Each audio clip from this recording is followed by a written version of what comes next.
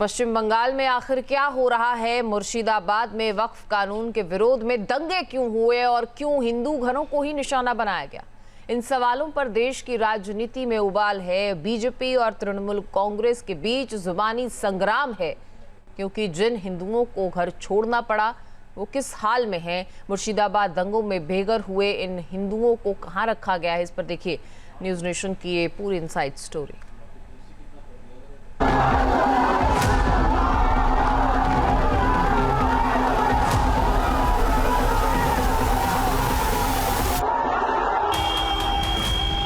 घर जलाए, सरकारी संपत्तियों को निशाना बनाया,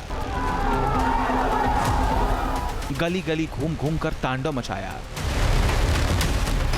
वक्फ कानून के विरोध में पश्चिम बंगाल के मुर्शिदाबाद में किस तरह फसाद की आग भड़की और किस तरह राज्य का सरकारी तंत्र हाथ पर हाथ धरे बैठा रहा, इसको लेकर भयंकर घमासान छिड़ा हुआ है।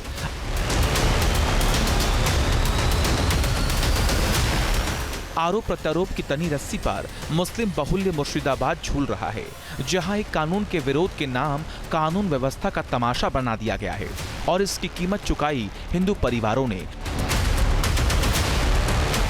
जिन्हें भड़की हिंसा ने पलायन के लिए मजबूर किया। लेकिन कैंप में भी दुश्वारियां कम नहीं हैं। इतना वो तो चार में कैसे रहेगा वहाँ पर, बताइए। उसका घर में ईंटा पत्थर चला था, उसका जुआन बेटे के रेप कर लिया। तो क्या यही वजह है कि न्यूज नेशन की ग्राउंड कवरेज को रोकने की कोशिश की गई?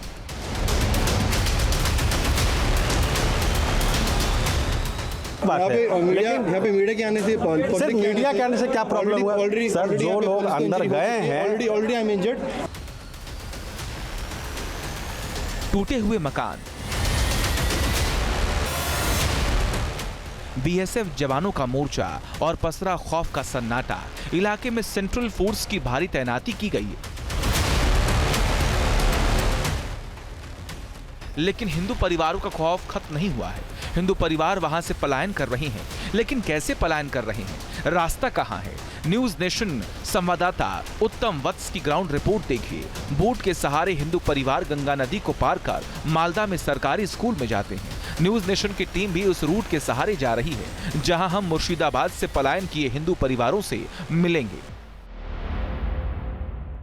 हम गंगा के ठीक बीचों बीच मौजूद हैं और अब हम धुलियान से यानी कि मुर्शिदाबाद जिले से सीधे मालदा की ओर रुख कर रहे हैं और वो ठीक हमारे आप सामने देख पा रहे हैं गंगा का ये दूसरा किनारा है, जहां से हम मालदा जाएंगे और ये वो इलाका है जहां पर यहाँ से जितने भी लोग पलायन किए हैं, महिलाएं और बच्चे, वो तमाम अभी नदी के उस किनारे पर एक हाई स्कूल में शरण लिए हुए हैं। अभी ठीक उनसे हम बात करेंगे। दूसरी तरफ हम अपने कैमरा सहयोगी से कहेंगे वो आपको मुर्शिदाबाद के और दूसरे घाटों की भी तस्वीरें दिखाएं, जहां पर देखिए बड़ी संख्या में भीड़ लगी हुई है। यहाँ पर कई ऐसे परिवार हैं जो उस तरफ जाने के लिए नौका का इंतजार कर रहे हैं, लेकिन उन्हें समय पर नौका नहीं मिल पा रही है और वो उस घाट की तरफ नहीं जा पा रहे हैं। वो पूरा इलाका आपको दिखाएंगे, वो भीड़ आपको दिखाएंगे, जहाँ पर कई सारे बच्चे, महिलाएं, पुरुष घर का सारा सामान लेकर गंगा के किनारे दूसरी तरफ जाने के लिए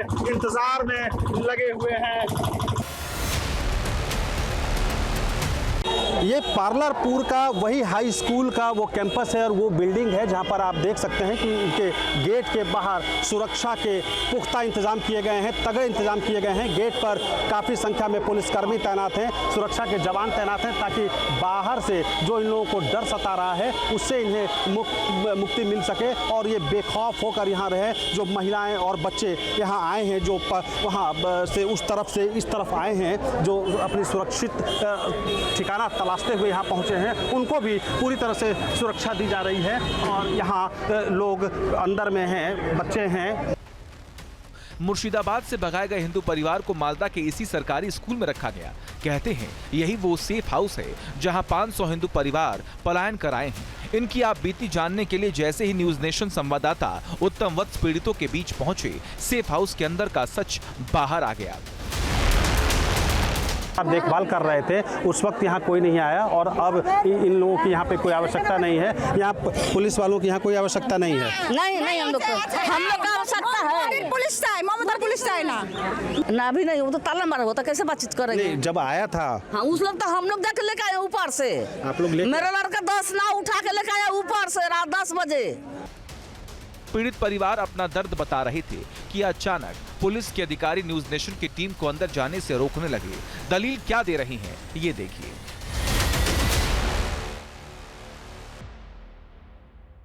अंदर लीडर्स जा रहे हैं, आप मीडिया को रोक रहे हैं, आप हमें तो अंदर जाने दीजिए, हमें तो अलाउ करिए। आखिर क्या परेशानी है सर?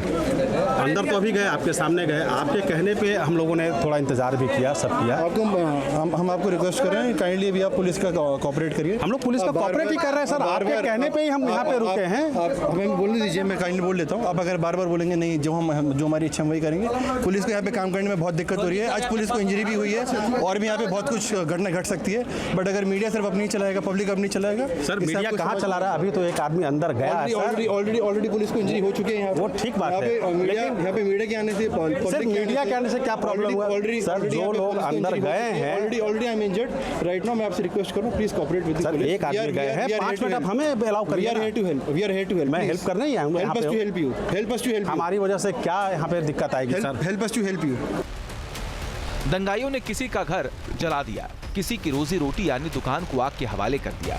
जले हुए नोटों की तस्वीरें बता रही हैं कि दंगे कितने भयानक थे और दंगाइयों के टारगेट पर कौन कौन थे। आतंक के साए में जब सब कुछ छोड़ हिंदू परिवार को भागना पड़ा तो पश्चिम बंगाल के सिस्टम का रवैया भी कम हैरान करने वाला नहीं।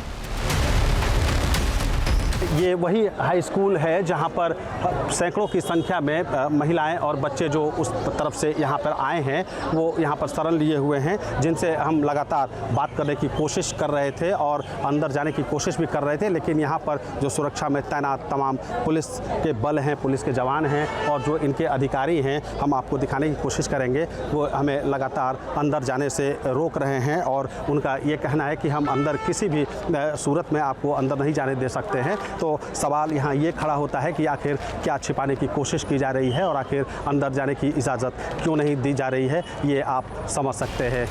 बीजेपी कहती है कि दंगाइयों को राज्य सरकार और सिस्टम से खुली छूट मिली हुई है। स्थानीय सांसद दंगाइयों को बचाने में लगे।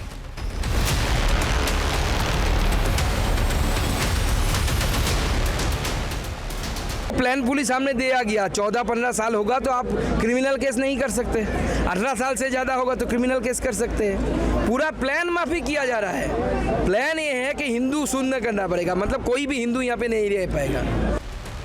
दंगा क्यों भड़का? कंट्रोल करने में पश्चिम बंगाल पुलिस कहां नाकाम रह गई? क्या मुस्लिम बहुल्य जिले में हिंदू सुरक्षित नहीं है? इन सवालों के तूफान से सियासी आग भड़की हुई है। तृणमूल कांग्रेस की ओर से पलटवार किया जा रहा है कि बीजेपी आग में घी डालने का काम कर रही है। सियासी वार पलटवार का खेला चलता रहेगा, दर्द पर दावे और दंगल होते रहेंगे, मगर सवाल हिंदू की सुरक्षा का है कि इन्हें क्यों बार बार पलायन के लिए मजबूर होना पड़ रहा है। उत्तम वत्स के साथ team news nation. News nation अब व्हाट्सएप पर खबरों के ताजा अपडेट के लिए न्यूज नेशन के इस QR कोड को स्कैन करें।